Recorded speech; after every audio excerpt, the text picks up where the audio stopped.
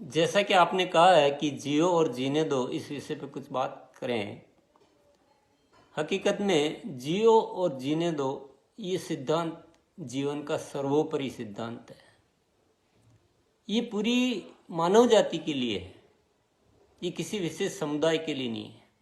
जरा कल्पना कीजिए, पूरी दुनिया एकता के साथ जीने लग जाए, इस सिद्धांत के अनुसार जीने लग जाए, एक दूसरे की मदद करने लग जाए, एक दूसरे की खुशी में खुशी महसूस करने लग जाए और एक दूसरे को आगे बढ़ाने के लिए अपने द्वारा कोई भी पुरुषार्थ हो तो वो करने लग जाए, तो ये धरती स्वर्ग बन जाएगी।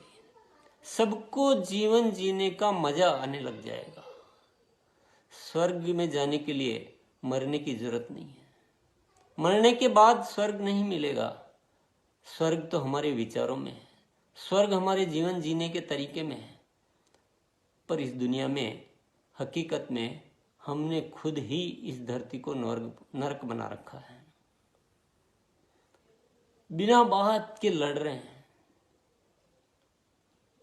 भाई भाई से लड़ रहा है, समाज आपस में लड़ रहा है, देश आपस में लड़ रहे हैं।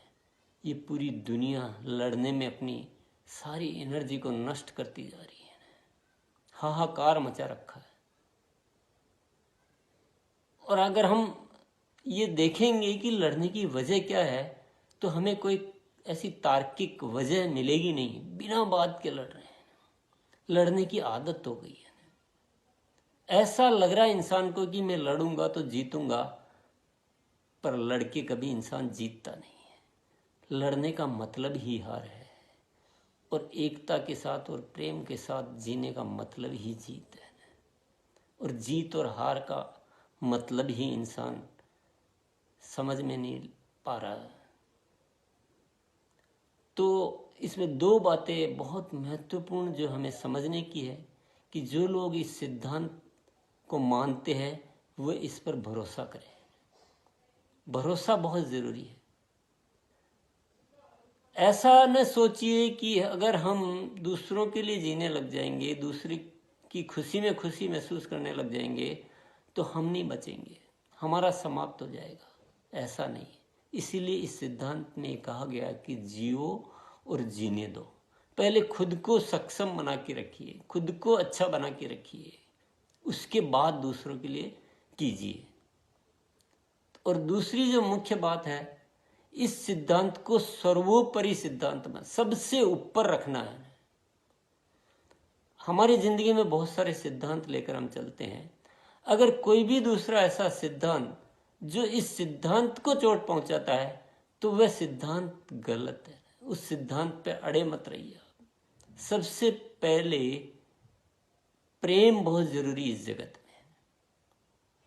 हमारी कुछ और गतिविधियां कैसी है, उन सबसे ऊपर है कि प्रेम होना चाहिए, एकता होनी चाहिए, एक दूसरे के लिए जीने की तमन्ना होनी चाहिए। तो कई लोग लड़ने के ऐसे ऐसे कारण ढूंढते हैं जिसमें कुछ भी तर्क नहीं होता। लोग ईश्वर के नाम पे भी लड़ते हैं। लोग ये सिखाने वाले के नाम पे भी लड़ते हैं जो ये सिखाता है कि जियो और जीने दो, अहिंसा परमो धर्म, जो संपूर्ण प्रेम की शिक्षा देता है, उसी के नाम पे भी लड़ बैठते हैं। तो चूक तो है, और इस बात को ठीक से समझना बहुत जरूरी है। अगर हम इस बात को समझते हैं, इस बात पे भरोसा करते हैं और इस सिद्धांत को सर्वोपरि रखते हैं, तो एक दिन इस दुनिया को स्वर्ग बनाया जा सकता है। आज के दिन मैं इतना ही कहूँगा। बहुत बहुत धन्यवाद।